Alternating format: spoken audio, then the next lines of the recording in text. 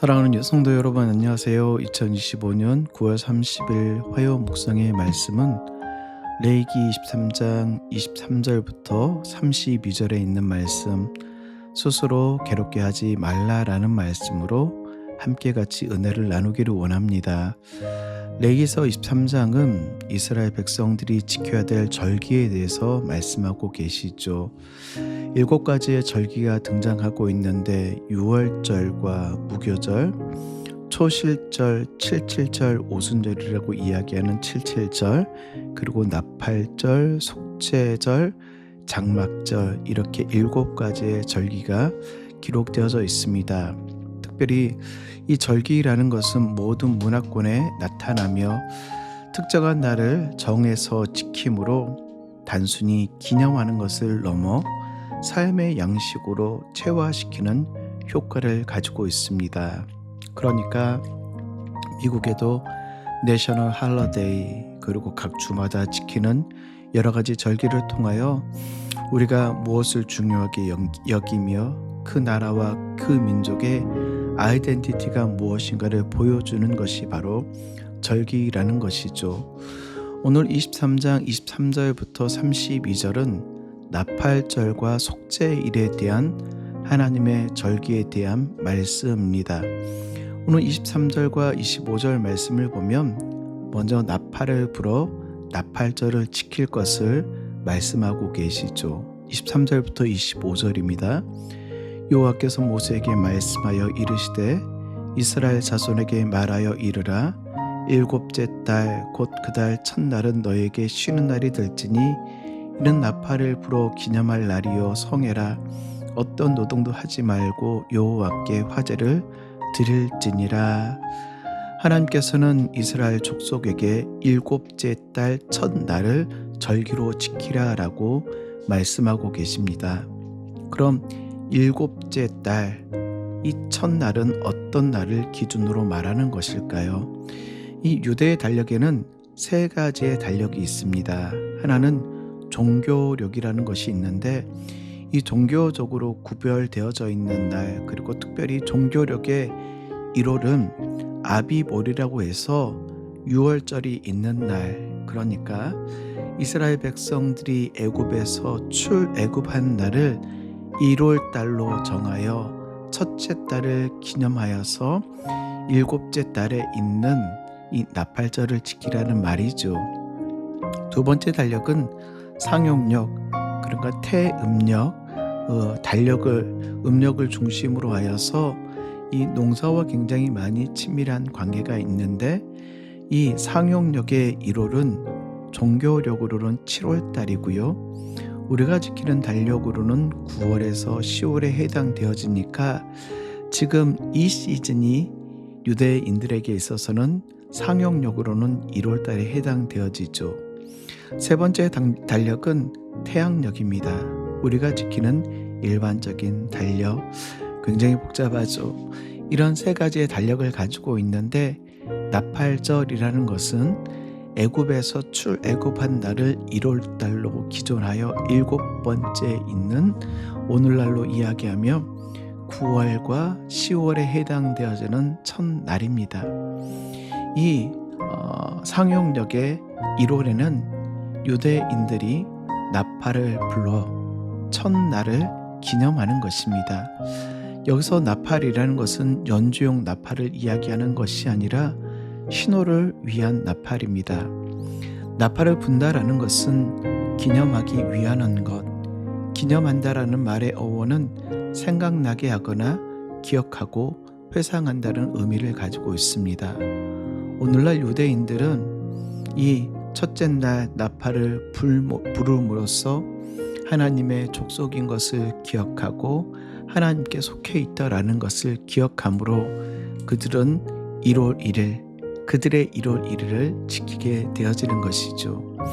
그리고 이 나팔절이 있는 후 10일 후에 바로 속죄일로 지키게 되어지는데 이 속죄일이라는 것은 욤키푸르라고 해서 유대인들이 지키는 죄를 속죄하기 위한 날로서 가장 거룩한 날로 지키는 날이 바로 욤키푸르 속죄일입니다.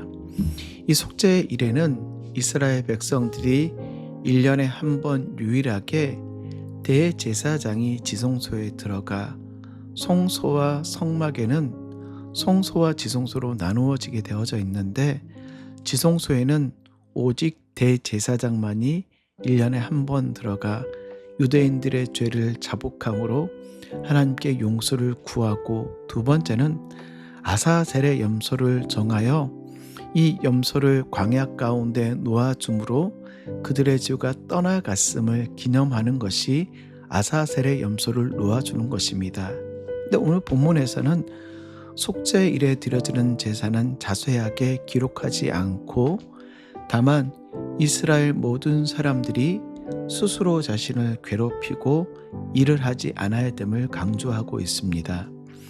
27절 보면은 스스로 괴롭게 하며 여호와께 화제를 드리고, 29절 이날에 스스로 괴롭게 하지 아니하는 자는 그 백성 중에 끊어질 것이라. 그리고 32절 너희는 스스로 괴롭게 하고 이달 아흐렛날 저녁 꼭 그 저녁부터 이튿날 저녁까지 안식을 지킬지니라. 오늘 이 속죄일에 해야 되는 일들에 대하여 지성소에 들어가 제사를 드리는 것과 아사셀의 염소를 놓아주는 것에 대한 것보다는 스스로 괴롭게 하는 것에 대해 초점을 맞추어 말하고 있습니다. 특별히 이 스스로 괴롭게 하지 않는 사람은 백성 중에 끊어질 것에 대해서 경고하고 계시죠. 여기서 스스로라는 이 말의 원어는 영혼을 가르칠 때 사용되어지는 말로 사람의 전 인격적인 것을 의미합니다. 그래서 스스로 괴롭게 하는 것은 내면과 외면을 포함한 행위로서 괴롭게 한다, 겸손하게 하다, 굴복시키다 라는 뜻을 가지고 있습니다. 그러니까 이 속죄일에 유대인들은 스스로의 영혼을 깨끗하게 하기 위하여 스스로를 괴롭게 하고 자책하며 스스로의 몸에 흠집을 내며 구체적으로 금식과 회개, 기도와 같은 참회 행동을 함으로써 스스로 괴롭게 하는 날이 속죄일입니다. 오늘날 유대인들도 금식을 25시간 한다고 합니다. 아니 24시간 하면 되는데 왜 굳이 25시간입니까? 이 25시간의 이유는 혹시나 그들이 실수로 시간을 잘못 계산할까봐 앞에 30분, 뒤에 30분을 더하여 24시간이 아닌 25시간을 금식하고 있다라고 합니다. 굉장히 육체적인 것들이죠.